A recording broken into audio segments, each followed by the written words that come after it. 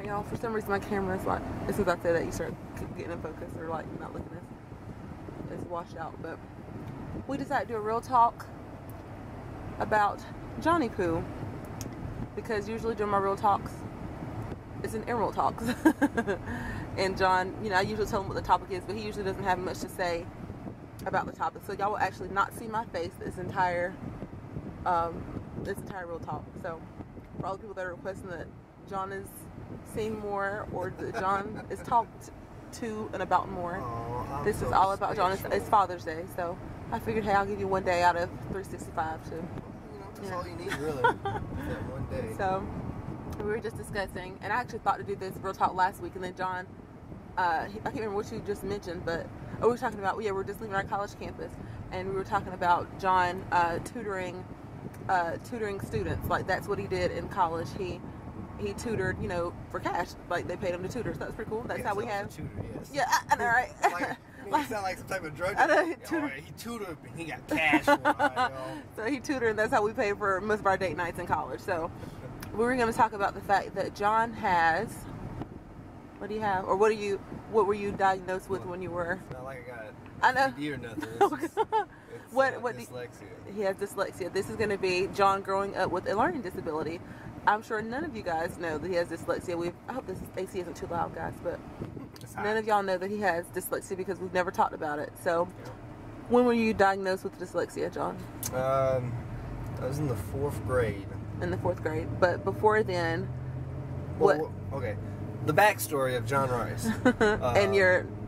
and how I found out I had dyslexia.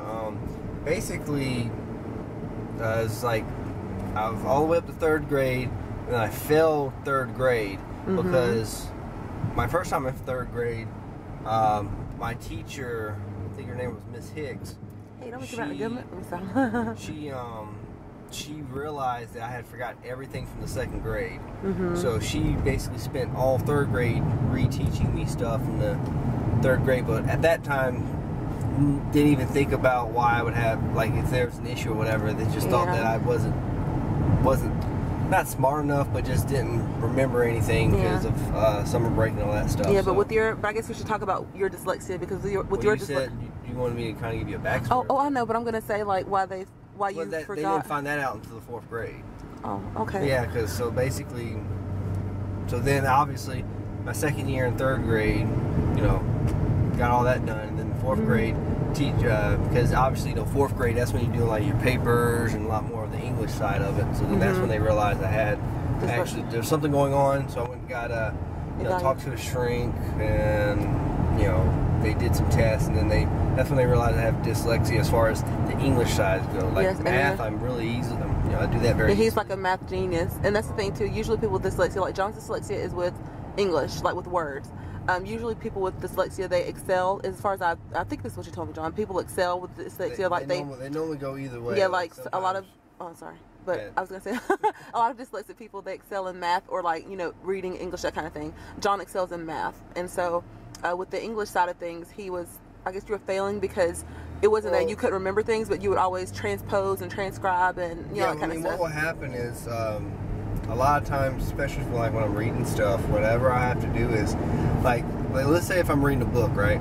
If I'm reading a page, hands on the wheel, sir. As soon as I get to the bottom of the page, I'll forget mostly what I read at the top of the page. Yeah, and then I have to reread it again so I can start memorizing it. And then all of the letters, like a lot of times you read dog is like OGD or GOD. Yeah, sometimes the letters do kind of flip around sometimes, and then they kind of, sometimes they'll jump around. So like if I'm writing something out, a lot of times I will, especially like common type stuff, I'll flip it around. So like sometimes I'll like dog, sometimes I'll put DGO. Yeah. I'm just writing it down. He actually does that a lot, but I think he doesn't realize, because, you know, he's just, that's just him. You know, I realize it, but you don't realize it, you know, because that's just him. So. And then also too, everyone got the blessed with the precious gift of my spelling. Oh my God, y'all! I feel like God has taught me so much patience with John. Like, I feel like he's been trying for the past 11 years, because like I am like an English grammar Nazi. And it drives me, at first, like when we were younger, it used to drive me insane. Like his dyslexia, like seriously almost drove me to drink. Like it would, like he would like write, even he would write me a note. And this is just, you know, the young me, and just, you know, I've learned patience over the years. But like he would write me a note, and things would be so jumbled up. And of course it'd be cute because he wrote me a you know, he loved the little handwritten letters. But I'd be like, oh my God, it's, you know, it's spelled wrong. And of course, like I was young, I really didn't understand dyslexia. You know, over the years, I've really, you know, I've had to learn a lot of patience with John because I'm really anal, really, you know, OCD-ish. And so, having someone with dyslexia has been a challenge because it's you know, it's just been a challenge, you know, because my tendencies to be so anal and want things perfect. You know, when I see OGD on the paper, I want to be like, oh my God, you know. So, and then also too, it's like sometimes it's like you'll be like just sound it out, John. It's easy, just sound it out. And then I'm like, I'm trying to sound it out, but I just can't. I can't think of the letters. And then I remember there been plenty of times I've been frustrated, and I was just like, "Oh my God, like, what is your like?" They just let you get by and stuff like that. Yeah, I used to say that. Which is actually true because what I did was I learned a way to kind of get around stuff. So like, especially I do it all the time now, especially with technology now. All you gotta do is just type half the word, and it'll give you the correct word. Yeah, like autocorrect is John Smith's friend. so I'll do that a lot, definitely when I'm texting or whatever. But hell, now we just swipe. Because I've got an Android phone, so all I do is just move my finger around the screen. You know? So thank God they didn't have this when you were really young. Like, thank God you learned what I don't know how this sounds, but I'm like, I'm glad you learned what you did know back then. Because imagine if you had, you know, your severe dyslexia now, like if you were young, like you wouldn't have to learn anything, you know? And that's the big thing. There's a lot of people get upset about the, you know, this generation. Sound like an old man. These kids today, they got this dang, you know, technology with the tablets and stuff. Well, I mean that's how I would have done it. That's how you would have gotten by, Yeah, because I mean, obviously, you know, you got to do what you got to do to get the grades you need to get to pass. So and so the other thing I was going to talk about was the fact that you were prescribed, like when you failed. Yeah, in the 4th grade, after I did all that stuff, they basically gave me Ritalin. So because they said Ritalin would help me concentrate, which obviously, I mean, anyone knows anything about Ritalin, it doesn't always work. So, and it definitely doesn't work with dyslexia. Like you were flipping words around, and they gave you something to make you lethargic and and like how did you feel taking Ritalin? Honestly, it didn't affect me at all. Oh, okay. I mean, I guess I had too much energy anyway for it to kind of. But did it help you? Did you feel like it helped with your dyslexia at all, or no? I mean, I guess I passed classes, so I mean, I don't know. I mean, you'd be a really good case study. Sure, okay. Why not? So what else? I want to talk about the fact that you went from dyslexia to going to college, and also not only going to college, but tutoring in college, which is pretty cool. So I guess this is just like encouragement for people that, you know, have a learning disability, you know, that kind of thing. Don't think that you can't have a successful life. You know, like people would never think, and not that it's something that's like, oh my God, like, you know, now he's got a scarlet letter. It's not like I'm they're gonna make a movie about my life story. Yeah. About this, John, you know, he just flips words around, but he's, you know, I'm not gonna say he's gotten by. He's done very well for himself to be diagnosed with a learning disability. You know, like even going into college, like it was documented that he had this learning disability, and you know, a lot of teachers like would understand when he would write papers and things were transcribed, like, you know, didn't look the way it was supposed to. They knew that John Rice had dyslexia, so that was just awesome. That even though he ended up getting held back a year in 3rd grade, you said. Even though he ended up getting held back, like at least he ended up, you know. I'm glad they found out what it was. Well, what it was, and that's the thing.